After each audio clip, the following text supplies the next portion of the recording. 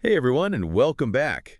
Ready to dig into a topic that's, well, let's be honest, pretty relevant to all of us. I'd say so. Today we're tackling anxiety, but maybe not in the way you'd expect. Exactly. We're going way back, like ancient Rome, back to explore how the Stoics dealt with worry and stress.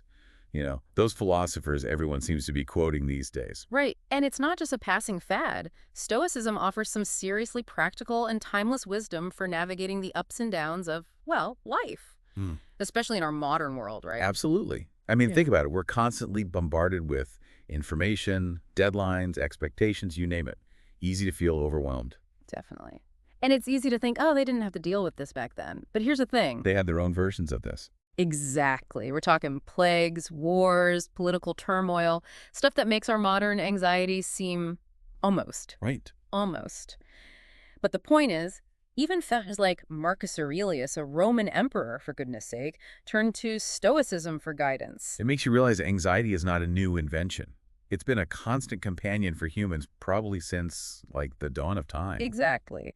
Which means there are probably some pretty effective ways to handle it if we know where to look. And that's where the Stoics come in. Yeah. So where do we even begin? What's, like, Stoicism 101 when it comes to dealing with anxiety? Well, one of the core principles of Stoicism is this idea of focusing on what you can control. Okay, I like where this is going. Hmm. Because let's be real, a lot of what we stress about is totally outside of our control. Precisely. The Stoics believed that much of our anxiety stems from trying to control things that are ultimately beyond us. It's like trying to control the weather, right? Good luck with that. Exactly. One of the most famous Stoic philosophers, Epictetus, put it this way, and I'm paraphrasing here: the only thing we truly control are our thoughts, our actions, and our responses.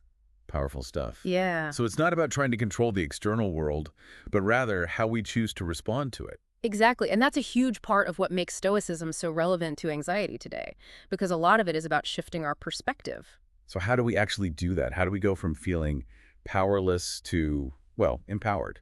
Well, there are a few key practices the Stoics used, and we'll dive into those, but one that might surprise you is this idea of premeditation of adversity. Okay, premeditation of adversity. That sounds intense. Like, am I supposed to just sit here and imagine all the worst case scenarios? It's not about being pessimistic, but rather about being prepared, like mental resilience training.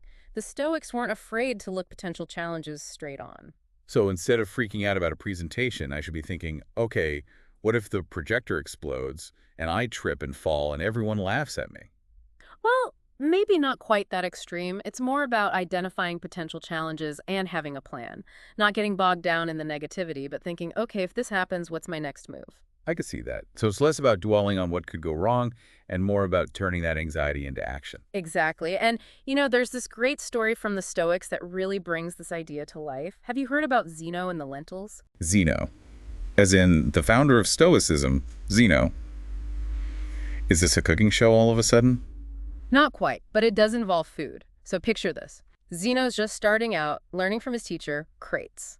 And one day, Crates decides to test Zeno's Stoic principles in a very public, very messy way. Uh-oh. This sounds like a story. I'm already intrigued. So Crates walks right up to Zeno in the middle of a crowded marketplace. Okay, so far so good. Crowded marketplace. Got it. Go on. And he dumps a whole pot of lentils on Zeno's head. He did not. Lentils. Of all the things. That's cold, man. Right. But here's the thing. Instead of getting angry or embarrassed, Zeno just kind of brushes himself off. No way. He just stood there covered in lentils, cool as a cucumber. Pretty much. He supposedly said something like, well, if this is the worst thing that happens to me today, I'm doing all right. That's amazing. Yeah. Talk about taking things in stride. But okay, lentils aside, what's the lesson here? Well, I think it speaks to this idea of facing our fears head on. We can build things up in our minds, make them seem way scarier than they actually are. So you're saying instead of avoiding what makes us anxious, we should just, like, run towards it with open arms. Maybe not run, but the idea is to gradually expose ourselves to those fears in controlled doses. It's like the Stoic version of exposure therapy, right? Okay, that makes sense. Don't go looking for lentil dumping situations. Got it. But, like, if I'm terrified of public speaking, maybe I could start by, I don't know, practicing in front of the mirror, then maybe a small group of friends, and eventually work my way up to that big presentation. Exactly. The more we expose ourselves to something that triggers our anxiety, the less power it tends to have over us. It's like that saying, do one thing every day that scares you. There you go. Although maybe start with something a little less messy than a pot of lentils. Agreed. So we've got controlling what we can, prepping for adversity, facing our fears head on. What other Stoic gems can you share for keeping anxiety at bay? Well, remember how we talked about anxiety being an expensive habit? Yeah, in terms of time and energy, right? Exactly. And one of the best ways to break that habit is to become more mindful of the present moment. Mindfulness. Everyone's talking about it Mhm. these days. But to be honest, I still don't really get it. What does that actually look like in practice? It's simpler than you might think. It's about noticing what's happening right here, right now, not judging those thoughts and feelings, just observing them.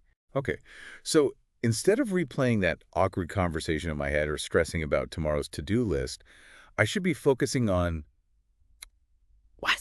Like the feeling of my feet on the floor, the sound of my own breathing? Exactly. Sounds pretty basic, right?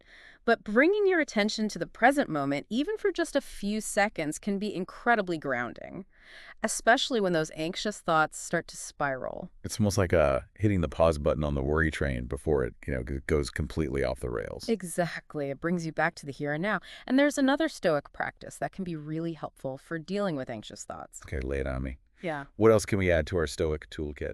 Journaling. Journaling. Like, dear diary, I'm feeling anxious today. It could be that simple. It doesn't have to be fancy. It's more about creating a space to process those thoughts and feelings. Sometimes just getting them out of your head and onto paper can be incredibly helpful. So it's like, instead of letting those anxious thoughts just bounce around in my head, I'm like pinning them down somewhere I can actually examine them. Exactly. And once they're out in the open, you might find that some of those fears lose their power. You can start to see them more objectively. I can see how that would be helpful. And I'm guessing the Stoics were big on journaling, right? Absolutely. Marcus Aurelius, the emperor we talked about earlier, his journal, it's basically what we know of Stoic philosophy today. Wow. Talk about a powerful example. Okay, so we've got a lot of great Stoic strategies to try out, focusing on what we can control, prepping for the unexpected, facing our fears, practicing mindfulness, and journaling. I'm feeling less anxious just talking about it. That's what it's all about.